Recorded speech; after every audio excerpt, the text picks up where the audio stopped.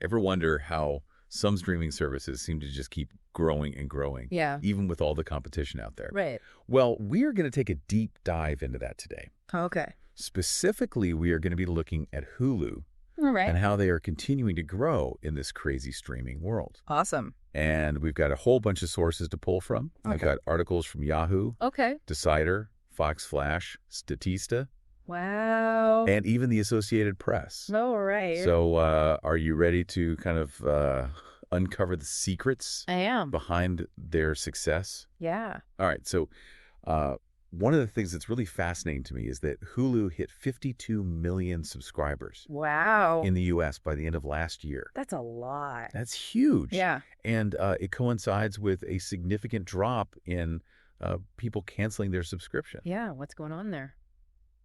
That's a great question. Hmm.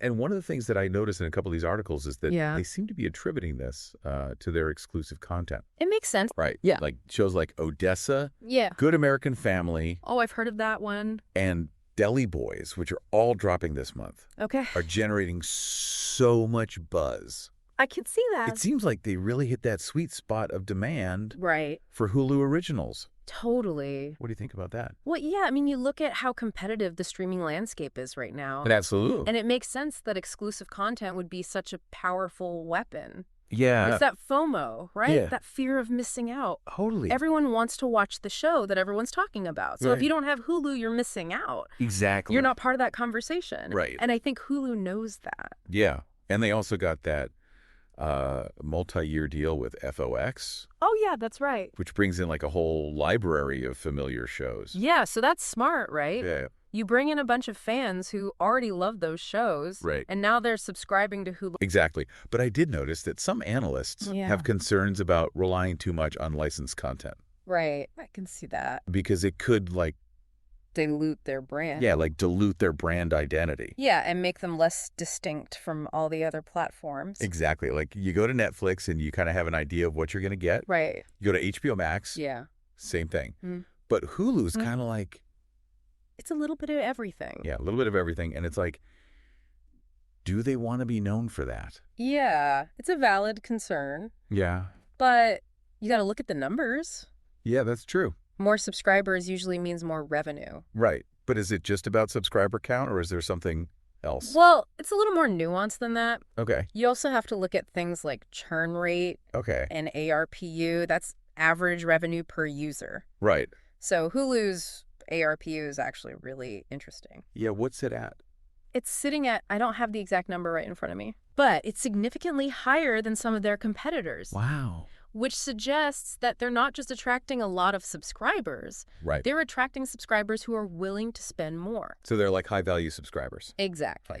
And that's probably why they've had such a dramatic financial turnaround. Yeah, they went from a $420 million loss to a $253 million profit in just one quarter. That's huge. That is a huge turnaround. Yeah, it really shows that their strategy is working. Yeah, it's really smart. Focus on quality over quantity. Right. Find your niche. Yeah, And invest in the content that that audience is willing to pay for. that makes a lot of sense. And it's something to think about if you're looking at streaming from an investment standpoint. That's a really good point. Yeah. So I guess the big takeaway here is that Hulu's success seems to be driven by this really carefully curated blend of high-quality exclusive content, Right. smart partnerships. Like the FOX deal. Yeah, and a deep understanding of their target audience. Yeah, absolutely. But it makes you wonder, right? Yeah. Like, as more streaming platforms adopt this exclusive content strategy, Mm. are we headed towards an even more fragmented streaming landscape? That's a good question. Like, will consumers ultimately benefit from all this competition? I don't know. Or will they end up having to juggle, like, a million different subscriptions It's possible. just to access all the content they want? Right. It's a tough question. It is a tough question. And it's something that we, as viewers and potential investors, Yeah, need to think carefully about. absolutely. Is this model sustainable in the long run? Or are we going to reach a tipping point where it just becomes too much? It's something to keep an eye on for sure. Definitely something to ponder as we continue to navigate this ever-evolving world of streaming. Couldn't agree more. All right, well, that's our deep dive on Hulu. That was great. Thanks for joining me. Anytime. And until next time, See ya. happy streaming, everyone. Bye. Today is your lucky day. Today is the day that our $3 website works for you, paying you directly to your PayPal daily. Imagine $3 ongoing continuous payments to your PayPal account. Imagine falling asleep and waking up to $300 in your PayPal account. How would this make you feel? How could this help you? What bills could you pay? What kind of fun could you have? What does that retirement look like now?